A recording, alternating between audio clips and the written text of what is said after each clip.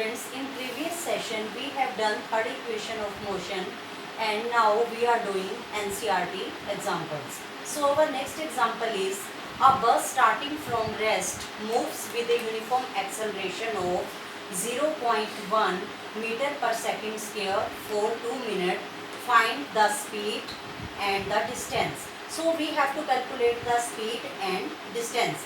So firstly we will calculate the speed. So our initial speed, which is denoted by u, is equal to 0. Why we have taken 0? Because bus starts from rest. And final speed we have to calculate. And acceleration given 0.1 meter per second square. And time is 2 minutes.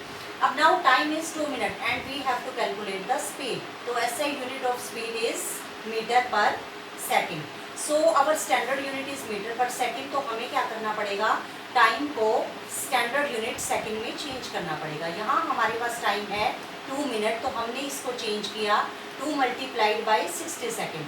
1 minute is equal to 60 second. 2 multiplied by 60 it is equal to 120 second. अब हमें final speed या final velocity calculate करनी है, तो हमें कौन सी equation motion की यूज़ करनी है? First equation of motion. Our first equation of motion is v is equal to u plus a t. तो हमें फाइनल स्पीड निकालनी है. Initial speed 0 plus acceleration 0.1 metre per second square. अब हमने time को सेकेंड में चेंज कर दिया 120 second.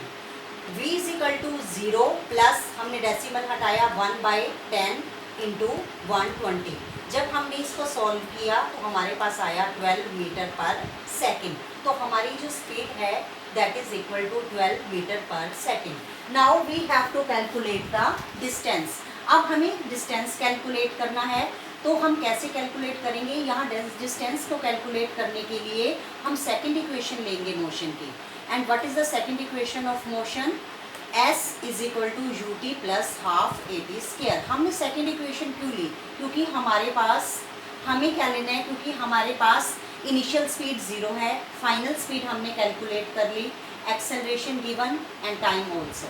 So s is equal to initial speed 0 and time 120 second plus half acceleration 0.1 metre per second square and T square.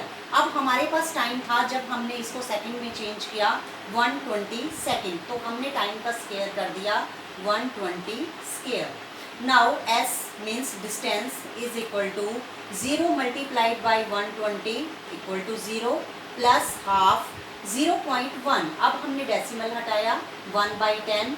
हम ऐसे भी लिख सकते हैं 120 का स्क्वायर या 120 को हमने लिख दिया 2 टाइम्स. तो हमने इसको सॉल्व किया, 0 से 0 कैंसिल, 2 6 12 एंड हमने मल्टीप्लाइड किया 12 6 72. तो हमारा आंसर आ गया distance equal to 720 metre. So s is the distance and SI unit of distance is metre. Our next numerical is a train is traveling at a speed of 90 km per hour. Brakes are applied so as to produce a uniform acceleration of minus 0.5 meter per second square. Find how far the train will go before it is brought to rest. Means in this numerical we have to calculate how far, means we have to calculate the distance. So initial speed it is given 90 km per hour. Why we have taken 90 km per hour? Because train is traveling.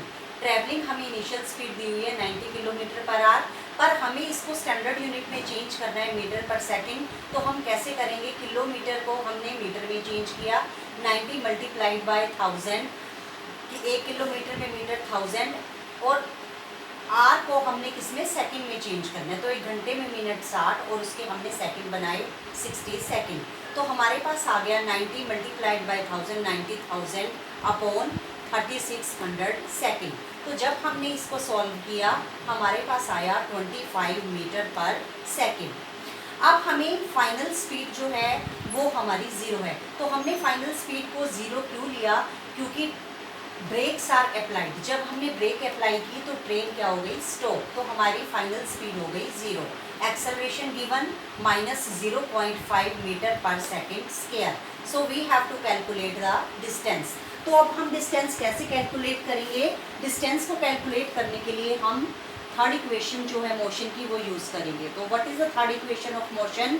v square minus u square is equal to 2as।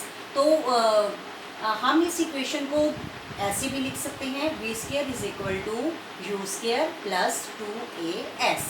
अब v square it is equal to 0. v means final speed, train stop, so it is 0. 0 square is equal to u initial speed, तो initial हमारे पास है 25, हमने इसका square किया, plus 2 acceleration minus 0.5 and s distance we have to calculate. 0 square 0 is equal to 25 multiplied by 25, 625 plus 2। अब 0 minus 0.5 है तो हम इसको डेसिमल हटाएंगे 5/10 and multiplied by s means distance we have to calculate. तो हमारे पास आया 0 इज इक्वल टू 625, हमने इसको मल्टीप्लाई किया -10 upon 10 and it is the distance. 0 is equal to 625, जब हमने इसको सॉल्व किया -1 इंटू एस। अब हम s हमारा डिस्टेंस है वो क्या हो जाएगा? 625 -1 0 इधर आ जाएगा, -1 मल्टीप्लाइड बाय 0, तो ये वैल्यू आ गई हमारी 0। तो distance is equal to 625 metre. So SI unit of distance is metre. So students, you can note down this numerical in your fair notebook.